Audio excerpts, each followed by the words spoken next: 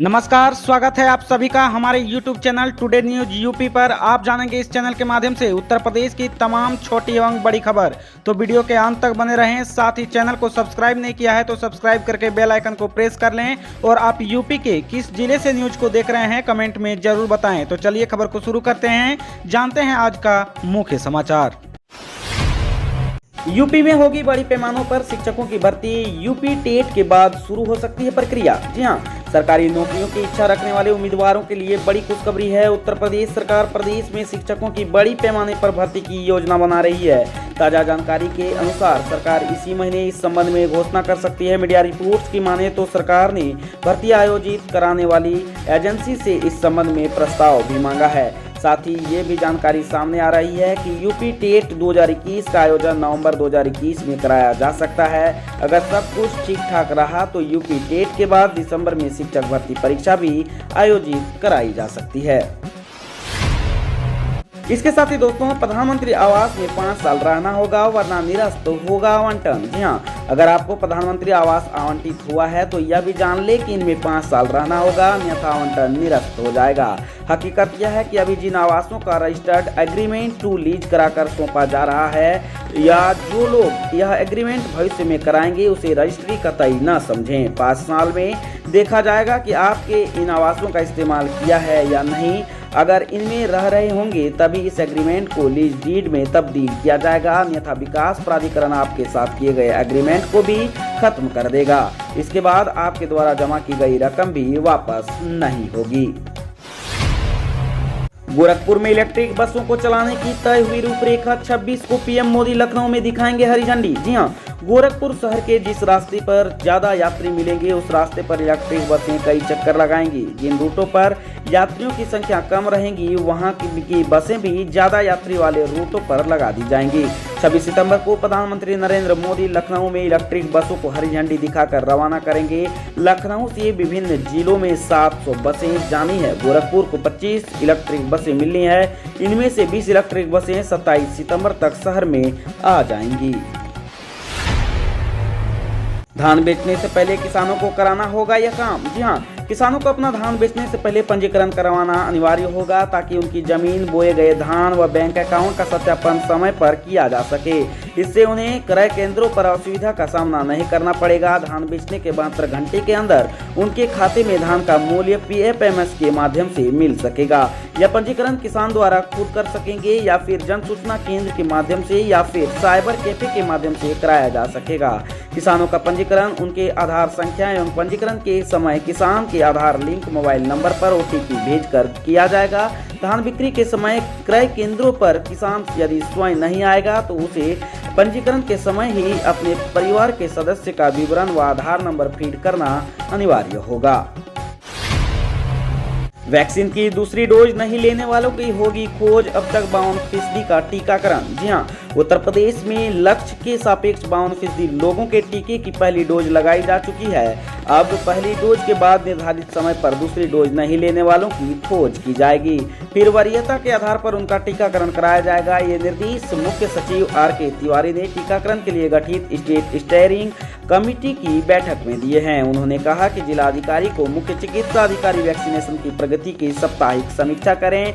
बैठकों में जिलों के ऐसे क्लस्टर चिन्हित करें जहां मानक से कम टीकाकरण हुए हैं। ऐसे क्लस्टर में वैक्सीनेशन बढ़ाने के लिए अलग से रणनीति बनाएं। बैठक में अधिकारियों ने बताया कि टीकाकरण के लिए 15,04,98,820 का लक्ष्य रखा गया था। इनमें से 7,87,33,864 को पहला डोज और 1,70,84,035 को दोनों डोज दी जा चुकी है।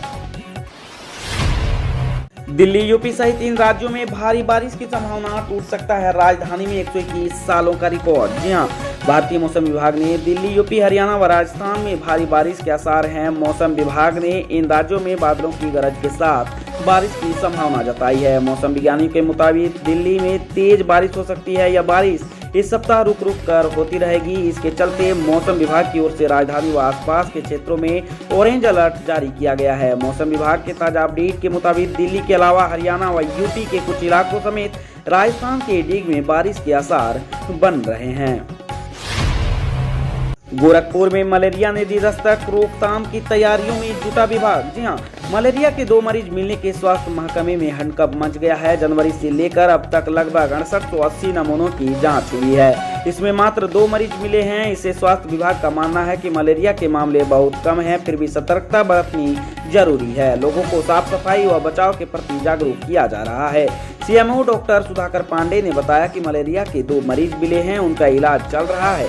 यह संक्रामक रोगों का समय है, बेहतर है कि सभी लोग बचाव के प्रति सतर्क हो जाएं। कोविड प्रोटोकॉल मलेरिया व डेंगू सहित अन्य बीमारियों से भी बचाएगा, इसलिए मास्क लगाएं। कुछ खाने पीने से पहले हाथों के साबुन पानी से अच्छी तरह सफाई करें, शारीरिक दूरी बनाकर रहें। मिले ओवैसी और शिवपाल किसका होगा बेड़ा पार? जी हां, इन दिनों होने वाली हर सियासी मुलाकातों के बड़े मायने निकाले जा रहे हैं। हो भी क्यों ना, विधानसभा के अहम चुनाव जो होने जा रहे हैं, ऐसे ही एक मुलाकात फिर से असदुद्दीन ओवैसी और शिवपाल यादव के बीच हुई।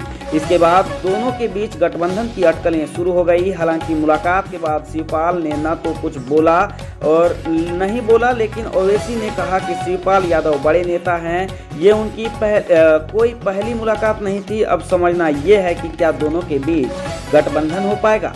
सवाल ये भी है कि यदि गठबंधन होता है तो किसे फायदा होगा और किसे नुकसान, और गठबंधन नहीं होता है तो क्या स्थिति बनेगी? हमें कमेंट में जरूर बताएं आपकी क्या राय है। बिजली कंपनियों का घाटा बढ़ने के लिए तय हो जवाबदेही, उपभोक्ता परिषद ने कठोर कदम उठाने की मांग की। जी हां, राज्य विद्युत उपभोक्ता परिषद ने बिजली कंपनियों के साल दर साल बढ़ रहे घाटे पर चिंता जताते हुए इसके लिए जवाबदेही तय करने की मांग की है। परिषद का कहना है कि घाटे पर अंकुश के लिए कठोर कदम उठाने की जरूरत है, इससे ही सस्ती बिजली का लक्ष्य हासिल किया जा सकता है।